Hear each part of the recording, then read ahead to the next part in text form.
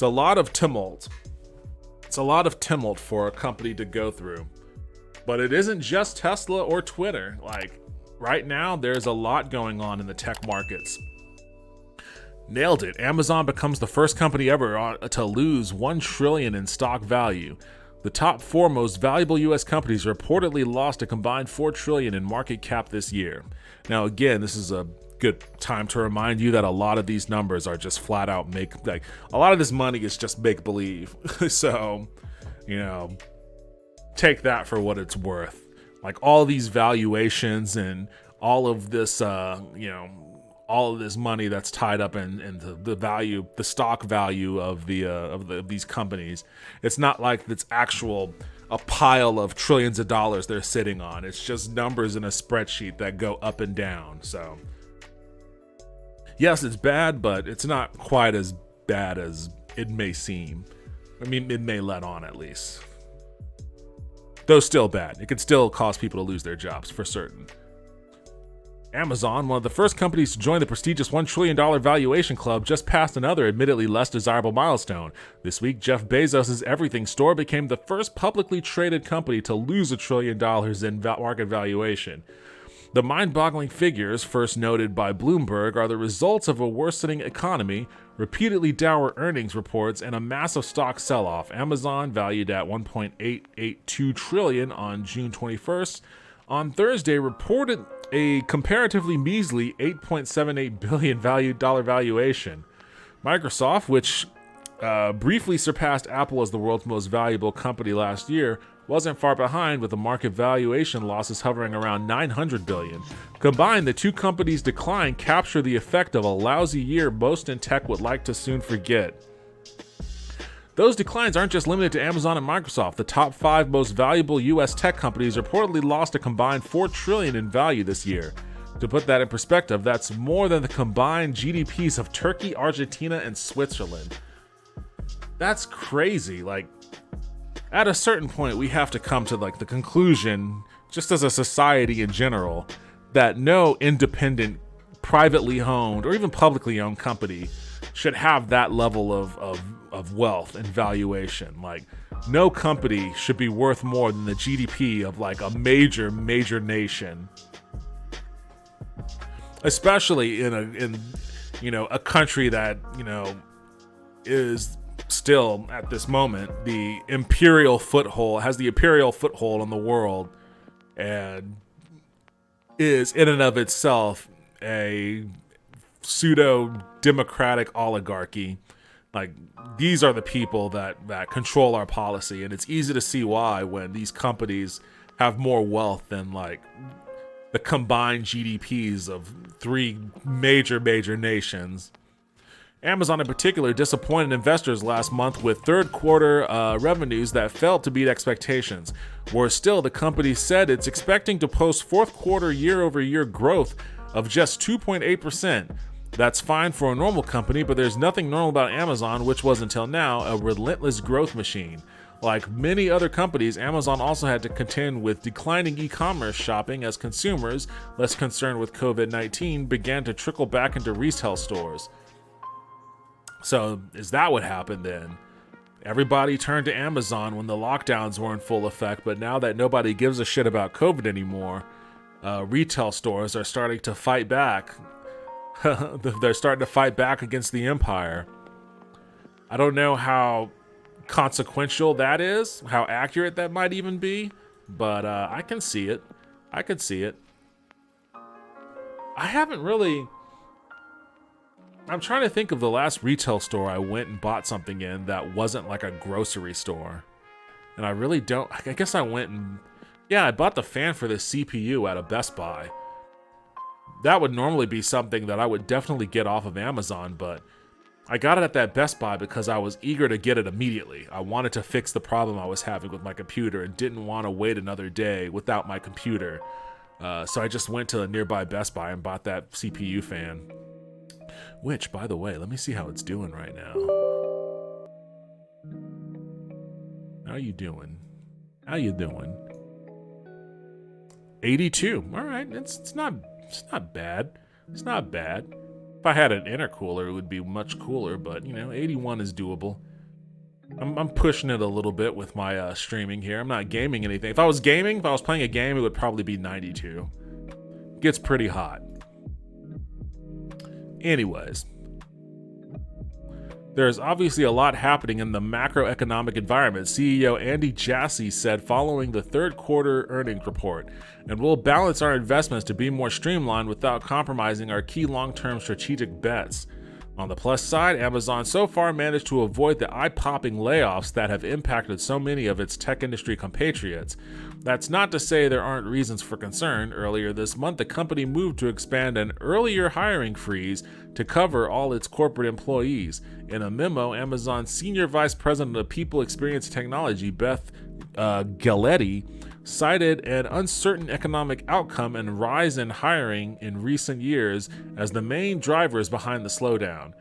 Zooming out, the record valuation losses arguably say just as much about the particularities of the modern global economy as it does about one single company. Just 4 years ago, Apple became the first company to achieve the $1 trillion valuation mark. Apple somehow managed to briefly triple that valuation in the years since, and around half a dozen other companies, including Amazon, Microsoft, Meta, and Saudi Aramco, all managed to surpass, I don't even know what Saudi Aramco is, all managed to surpass the once unfathomable figure. Now in 2022, rather than write stories on companies achieving that $1 trillion mark, the more meaningful stories center around those who can lose that same amount and still maintain untoward levels of wealth. Yeah, that's a dire situation to be in. Meta laying off more than 11,000 employees. Read Zuckerberg's letter announcing the cuts. So this was another massive tech layoff that occurred just recently. Meta laying off 13% of its staff, or more than 1,100 employees, CEO Mark Zuckerberg told employees Wednesday.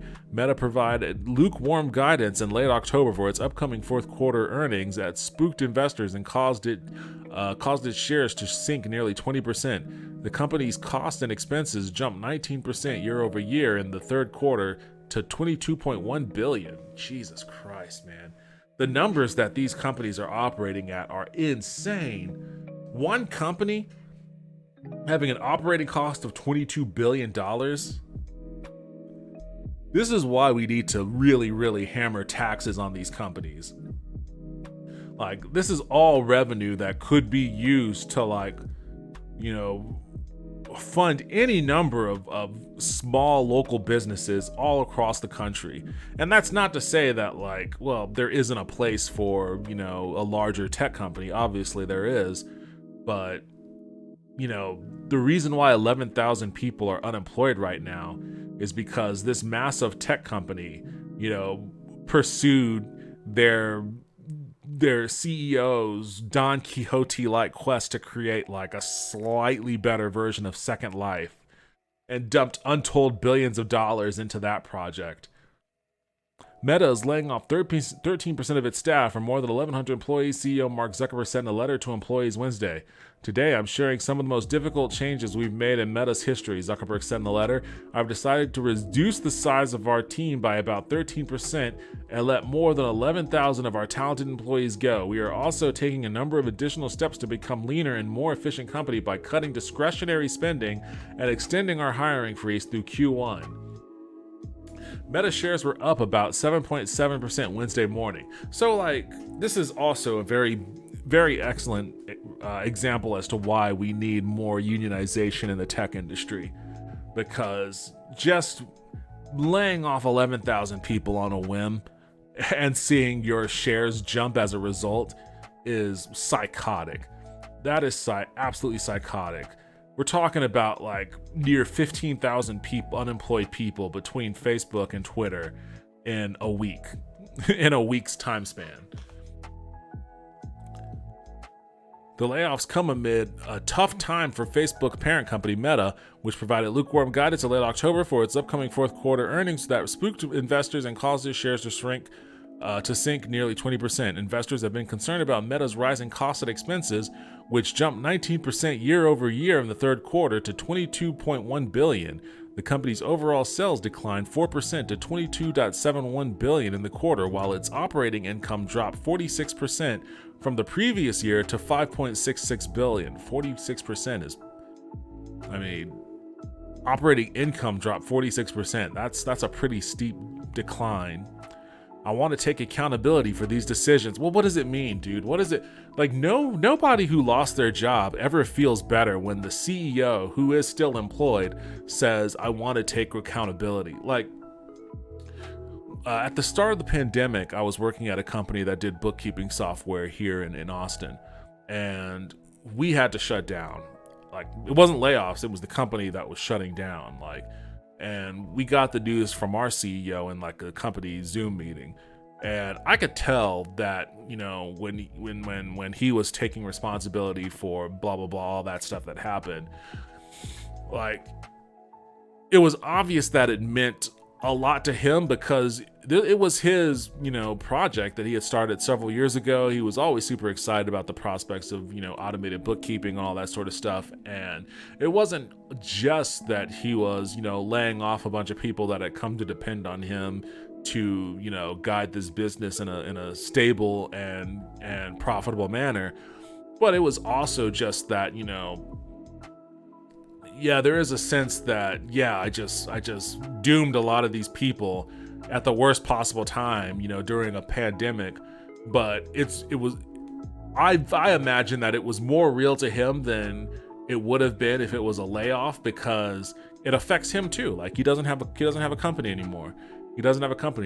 Like, the accountability that he faced for the mismanagement of the company is no longer having a company. But the accountability that Zuckerberg's facing is a 7.7 increase in his shares in the Meta shares. Like, what accountability is he actually facing for having to make these decisions? Like, is he gonna let every employee punch him in the stomach on the way out the door, or what? Like, he's not. It doesn't affect him. It doesn't matter to him. So it doesn't mean anything when he says that he's gonna take accountability. Like, it's just bullshit. I want to take accountability for these decisions and for how we got here. I know this is tough for everyone, and I'm especially sorry to those impacted, Zuckerberg said. He said Meta is making reductions in every organization, but that recruiting will be disproportionately affected since the company plans to hire fewer people in 2023. The company extended its hiring freeze to the first quarter with few exceptions, Zuckerberg said. This is a sad moment, and there's no way around that. To those who are leaving, I want to thank you again for everything you put into this place, he added. Impacted employees will receive 16 weeks pay plus 2 additional weeks for every year of service. That's not bad. I've definitely seen worse severance packages. 2 weeks for every year of anyone that was there for like several years will at least get a little bit on top. So yeah, that's a decent severance package, really. You see, that's like a half a year, right? 16 weeks. About 4 months. It's a little under half. So it's about 4 months plus a couple of weeks per. Yeah, that's not bad. Meta is heavily investing in the metaverse, which generally refers to a yet-to-be-developed digital world that can be accessed by virtual reality and augmented reality headsets. This hefty bet has cost Meta $9.4 billion so far in 2022, and the company anticipates that losses will grow significantly. Oh my god. You know what really sucks about this is that Armature Studios, the company I used to work at, the ones that made Recore back there, they were just recently purchased by Meta. They had some publishing deals with them in years prior where they were developing games for their Oculus headset. They did a Fail Factory, they did a sports game, and most recently, they did the Resident Evil 4 VR game and won Game of the Year for their efforts. So, you know, again, congratulations to Armature for winning Game of the Year for their Resident Evil 4 VR adaptation. It was enough to earn them being purchased by Meta, so they are now a Meta company, and I assume that they are going to be a Meta company in the service of developing games for the Oculus and maybe other VR-related experiences. I don't know if they're going to be working on this metaverse stuff specifically, but maybe.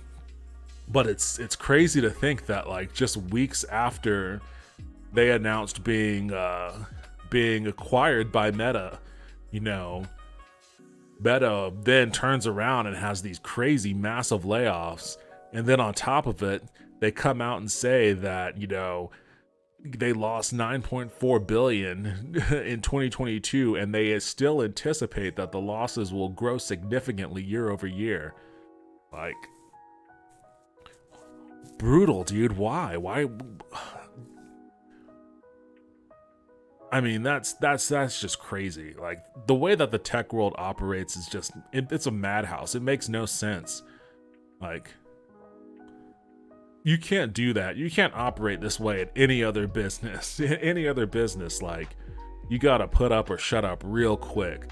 You can't operate with this whole, yeah, we're gonna be evaluated as this massive trillion-dollar company, but we're just losing billions and billions day after day, and this is gonna happen year after year. You know, we gotta lay off whole swaths of our company because, you know, we don't know what the fuck we're doing, basically. Yeah, like, it's crazy. Zuckerberg said during a call with analysts as part of its third quarter earnings report that Meta plans to, quote, focus our investments on a small number of high priority growth areas during next year. That means some teams will grow meaningfully, but most other teams will stay flat or shrink over the next year. In aggregate, we expect to end 2023 as either roughly the same size or even slightly smaller organization than we are today. Meta counts more than 87,000 employees as of the end of September. Do I even want to read this letter? It's just brutal. All of this shit is really, really just brutal shit. And that leads to the final story of the day. And wrapping up all of this is the absolutely psychotic nature of what has been going on in the tech industry in the year 2022 at large. Here's a rundown of tech companies that have announced layoffs in 2022. Meta cut 11,000 jobs on Wednesday in the biggest tech layoff of 2022. The tech industry has seen a string of layoffs this year in the face of uncertain economic conditions. Layoffs come as digital advertisers are cutting back on spending and rising inflation curbs consumer spending. Inflation comes for us all, even those of us in tech. The job cuts in tech land are piling up as companies that led the 10-year stock bull market adapt to a new reality. Days after Twitter's new boss Elon Musk slashed half his company's workforce, Facebook parent Meta announced its most significant round of layoffs ever. Meta said on Wednesday that it's eliminating 13% of its staff, which amounts to more than 1,100 employees, or 11,000 employees. Last month, Meta announced a second straight quarter of declining revenue and forecast another drop in the fourth quarter. Digital advertisers are cutting back on spending as rising inflation curbs consumer spending, and apps like Facebook are suffering from Apple's iOS privacy updates, which limit ad targeting.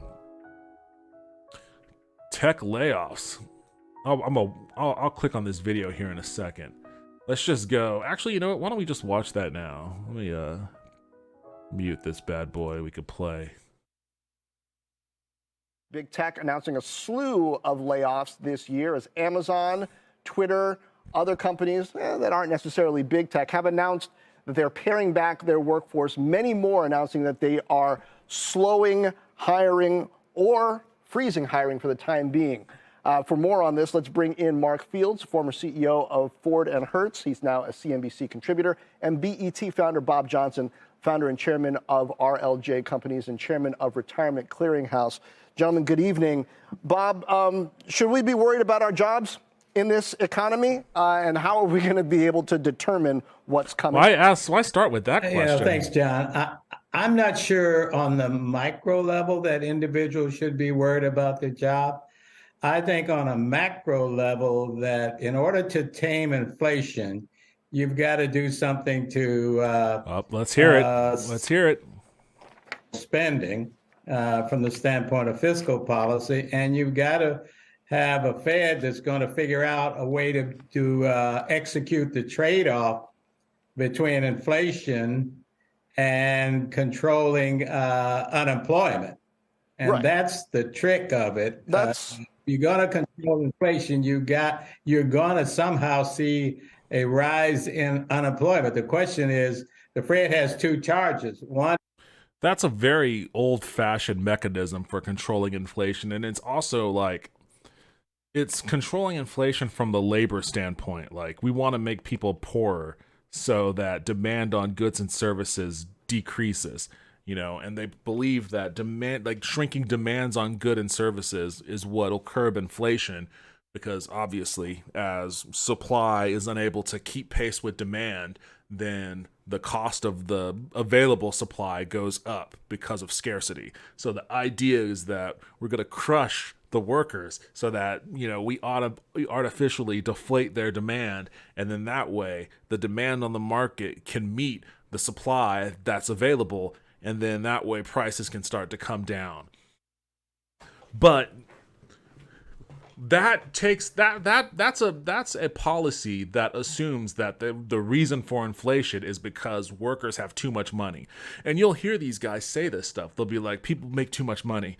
We gotta lower wages. We can't raise the minimum wage. Like wages are too high as it is. Like we need to lower wages. We need to cut down on the consumer's ability to purchase. We need to curb their purchasing power, and then that way inflation will get under control.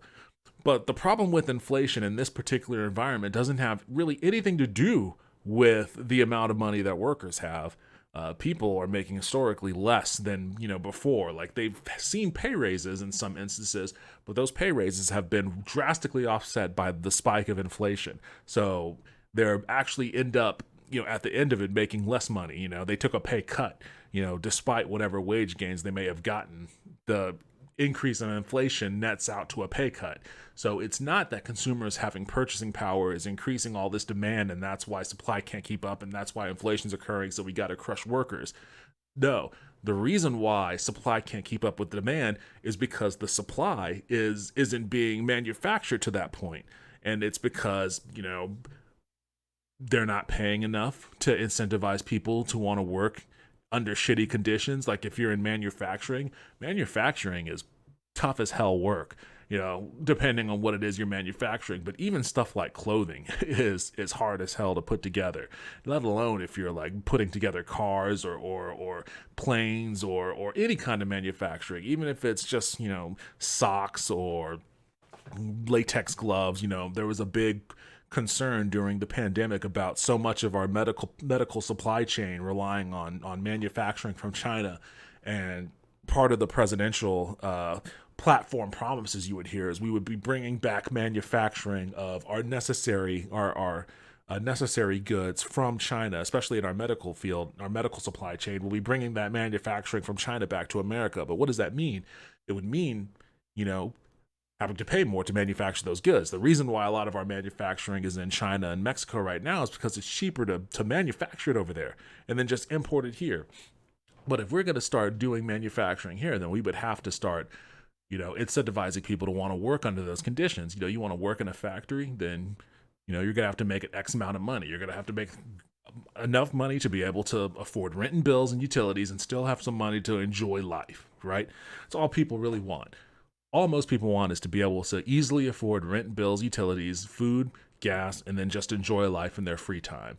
And they don't want to pay those wages. They want to pay as little as humanly possible to just be able to operate their business. They don't care about giving their workers a good life. They only care about covering the bare minimum of operating expenses so that their profit margins are wider. And when you operate to that end, especially after the pandemic, when people realize, they start to reevaluate their lives, the value of their lives, the value of how they spend their time, what's important to them, what they want out of life, both, on the clock and off the clock, then you get a ton of people who decide, yeah, I don't want to do this anymore. I don't want to work for shit wages. I don't want to bust my ass only to, realize, as I'm watching friends and family around me suffer and die that, maybe it all wasn't worth it. And if I'm going to end up devoting so much of my life to work, then I'd better damn well get something out of it, So the fact that they don't want to meet those ends is why you're seeing so much of these people that are unable to fill vacancies in their workforce. And, you hear people just don't want to work anymore. It's like, it's not true. People do want to work. They just don't want to work for shit wages. They don't want to work for shit conditions. They don't want to work for lack of benefits or anything like that. They don't want to be fucking serfs anymore. So that's the real well, that's one of the another big cause of inflation that we see. It is just flat out corporate price gouging.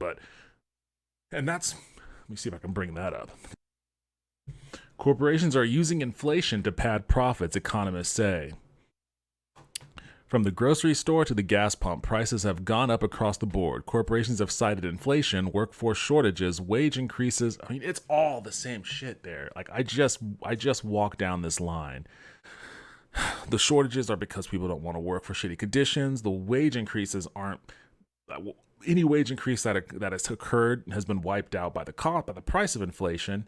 And the only reason why they don't want to increase wages, again, is because they want their profit margins to be as fat as possible, and supply chain disruptions, which is actually like the real thing here, among the reasons why. But they all may be excuses. While these things have affected companies, they have passed most of their increased costs onto consumers. And some corporations are recording record profits while many working Americans struggle to afford things they need. Mega corporations are taking advantage of this crisis to pad their profits by passing along more pricing than is justified by the rising input costs alone, said Rakeem Mahmood, Chief Economist and Managing Director of Research and Policy at the Groundwork of Collaborative. Input costs are the set of costs incurred to create a product or service, including direct labor, direct material, and overhead, according to accounting tools a company founded and certified public accountant by a certified public accountant to provide information and training to practicing accountants. Mahmood spoke on a panel hosted July 8th by Ethic Media Services to discuss current inflation and the prospect of a recession. Recent research supports Mahmood's claims about corporate profits. Nearly 54% of recent inflation can be attributed to corporate profits, which is in contrast to the 11.4% stake that corporate profits had in rising prices between 1979 and 2019, Mahmood said, referring to Economic Policy Institute data. 54% of the recent inflation costs are directly attributed to corporate profits. Used to be 11.4%, but now it's 54%. A report by the Roosevelt Institute in June showed that corporate profits hit record highs in 2021 and corporations increased prices at the fastest rates in decades, she said. It also detailed that corporations on average charge consumers 72% more than their input costs compared to 56% pre-pandemic. So again, for the legitimate reasons of inflation right now in our current ecosystem, it's a supply issue, and it's a supply issue that's largely fueled by people just not wanting to work for shit wages, people wanting better conditions for themselves, in addition to people who fell out of the workforce for other reasons, be it illness or becoming disabled or just flat out not wanting to work anymore. Having realized that during the pandemic years that life can be so much more enjoyable than devoting yourself to being a wage slave. But, and all of that is are very valid reasons for supply to be depressed.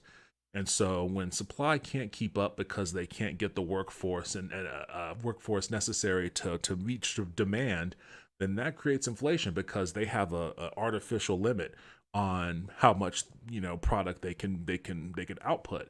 And when they have an artificial limit on how much product they can output, they have to increase those prices in order to make their operation solvent. So that's where that cost increase comes from the supply side. But in addition to that, because that is happening, and that's definitely affecting inflation that we're all seeing globally, not just in America. Inflation is an American unique problem right now. It's a global problem, and it's happening all over the world, and that's a contributing factor to it. But on top of that, corporate price gouging. So whenever you see these dudes on CNBC talking about, all the greatest hits of how to battle inflation, we gotta have the Fed raise rates, and basically all of these different avenues in which you attack labor so that people don't have as much money. Like it's this they're protecting corporate profits. They're protecting their profits. Things have never been better for these dudes. Things have never been better for these dudes, and they don't want that party to end. So they're gonna do what they do best, and they're gonna scapegoat labor. Is controlling inflation through monetary policy, and the other is keeping a level of employment and controlling unemployment in the best interest of the people of the country. And Fed Chair Powell, though, is talking. That's a trick that has. Yeah, he's talking about pain, which means that they want to see fewer job listings. They are willing to see unemployment a bit higher. And Mark, crazy. This makes me wonder. We don't have the social safety nets in this country to support having a psychotic Fed policy like that. Like, we already have a situation in this country where we have out of control homelessness, like homeless situation that's untenable in most major cities. The idea that we're going to just start shoving people into this sausage grinder with no real valid safety net is cruel. It's cruel and inhumane, in addition to just being dumb policy.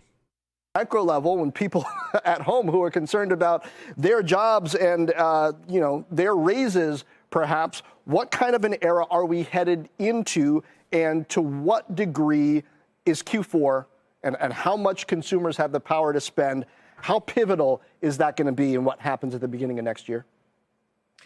Well, I think you're starting to see consumers be stretched a little bit. You know, they're trading down on things like accessories and clothing and things of that nature.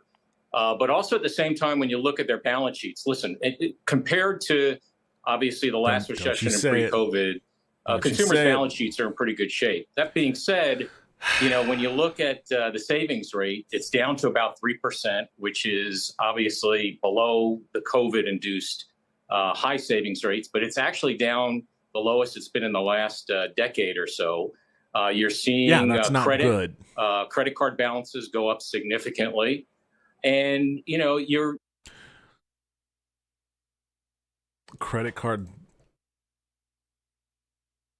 I don't want to. I know I saw an article about an increase in people using credit cards to purchase groceries, but I already spent too much time digging in my history. When you have this mixture of declining, we're revising our revenue and growth objectives, and we're going to start working on costs because they're very.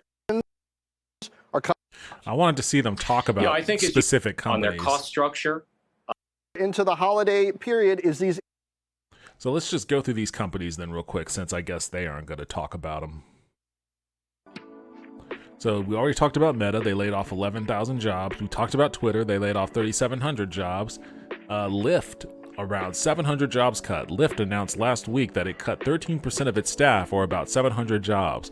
In a letter to employees, CEO Logan Green and President John Zimmer pointed to a, quote, probable recession sometime in the next year, and rising rideshare insurance costs. For laid-off workers, the ride-hailing company promised 10 weeks of pay, health care coverage through the end of April, accelerated equity vesting for the November 20 vesting date, and recruiting assistance. Workers who had been there for more than 4 years will get an extra 4 weeks of pay, they added.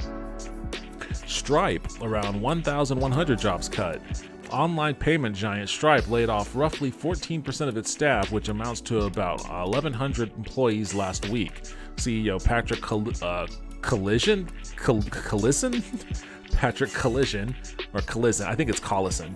CEO Patrick Collison wrote in a memo to the staff that the cuts were necessary amid rising inflation. I mean, it's all the same stuff. Fears of a looming recession, higher interest rates. Like, it's so shitty to fucking fire people because you're afraid of a possible recession. Like, we don't even know if the recession will actually happen. I mean, some people think that we're already in it. Yeah, I can kind of understand that point of view, but just say it then. Just say we're in a recession. Don't say fears of a looming recession. We're going to put a bunch of fucking people out on their asses because we're afraid of a looming recession. Like, if these dudes were unionized, then you would be negotiating. You'd be like, hey, we're afraid of a looming recession. Let's try to renegotiate some of our deal here. We need pay cuts from you, we need some pay cuts. We may need to scale back some benefits. We'll keep you guys employed. We may need to, stagger some of the shifts or whatever it may be. There needs to be unions so that all these people just aren't put out on their ass because some CEO has a little bit of a shiver about the possibility of a recession. Like, yeah, you're gonna start all these motherfuckers are gonna start the recession. You just cut like fucking almost 16,000, 17,000 jobs between these 4 companies. You're gonna kickstart the recession, dude. You're gonna kickstart the recession, especially if all of these, we already have a housing market that's in the midst of crashing. And if all of these dudes have to put their houses on the market because, they can't afford to live wherever they were living when they lost their jobs, and they have to downsize and move somewhere to the middle of the country, you're only going to accelerate an already worsening housing market, which, hey, maybe that's for the better. Maybe we all need to keep rooting for this crash, but it's a self-fulfilling prophecy. It's a self-fulfilling prophecy to fear a looming recession. So all of you guys, come together and start firing all of your workers in advance. Higher interest rates, energy shocks, tighter investment budgets, and sparser startup funding. I guess, is Stripe still technically a startup? Taken together, these factors signal, quote, that 2022 represents the beginning of a different economic climate, he said. Stripe said it will pay 14 weeks of severance for all departing employees and more for those with longer tenure. It will also pay the cash equivalent of 6 months of existing healthcare premiums or healthcare continuation. Stripe was valued at $95 billion last year and reportedly lowered its internal valuation to $74 billion in July. Yeesh. I mean, that's still nothing to sneeze at. Coinbase with around 1,100 job cuts. Now these guys, yeah, you can blame the recession for it, but really it's the crashing crypto market, I think, that's crippling these dudes. In June, Coinbase announced 18% of full-time jobs. It cut 18% of full-time jobs, translating to around 1,100 people. Coinbase CEO Brian Armstrong pointed to a possible recession. No, that's not the reason. Not for Coinbase. A recession doesn't have much to do with fucking the crypto market. A need to manage costs and growing too quickly during a bull market. Coinbase, which held its stock market debut, has lost over 80% of its value this year, cratering alongside cryptocurrencies. That's what it is. This guy's a bullshit artist. If he's like, well, I'm afraid of a possible recession, and no, that's not the reason. It's because crypto's tank and you were trying to cash in on the scam. Those laid off received a minimum of 14 weeks of severance plus an additional 2 weeks for every year of employment beyond 1 year. They also were offered 4 months of Cobra health insurance in the US and 4 months of mental health support globally, according to the company's announcement. Now that's not bad. That's not bad. The mental health part.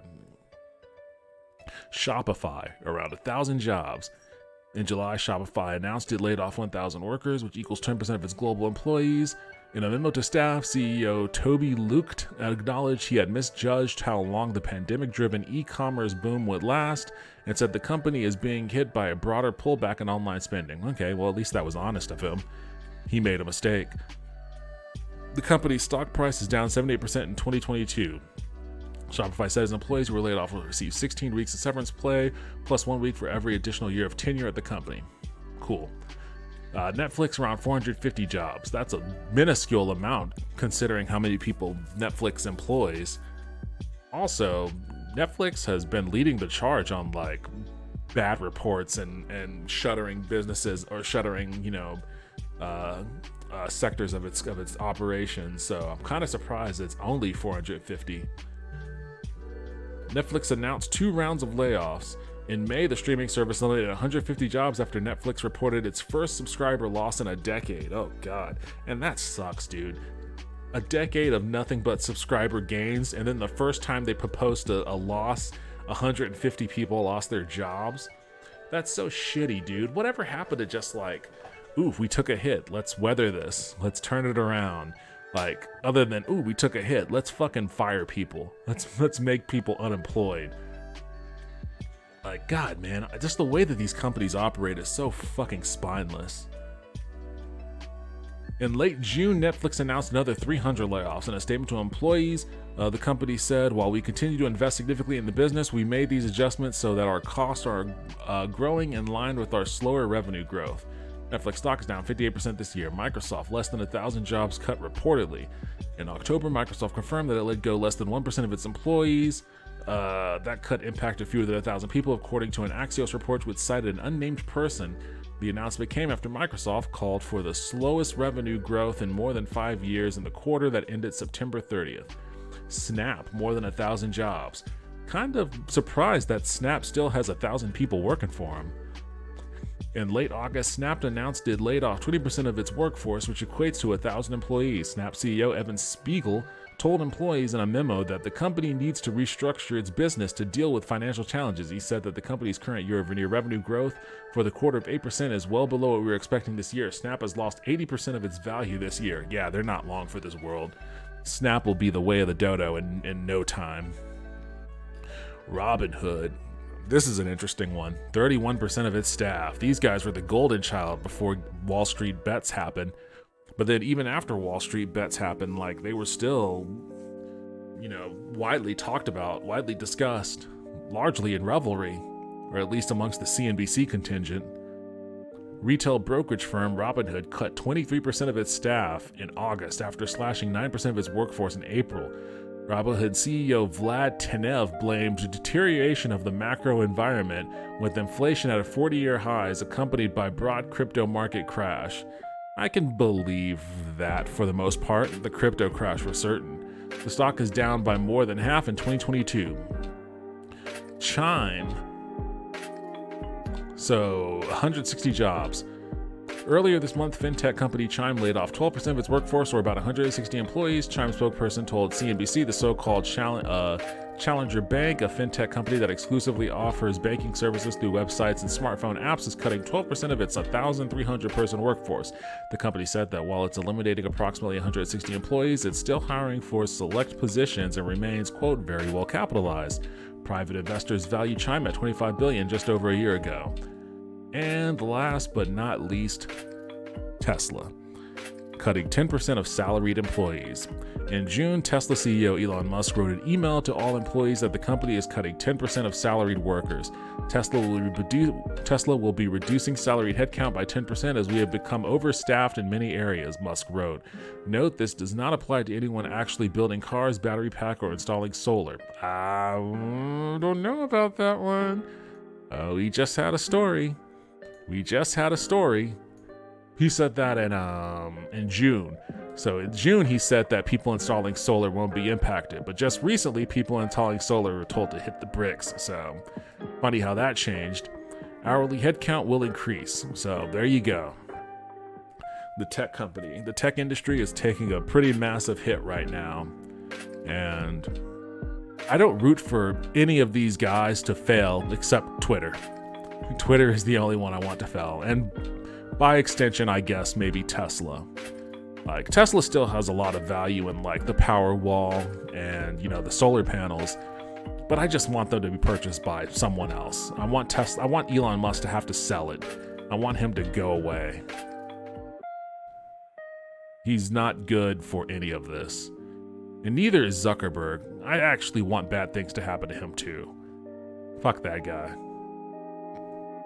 So, yeah. A lot of bad stuff happening right now. The markets are tough.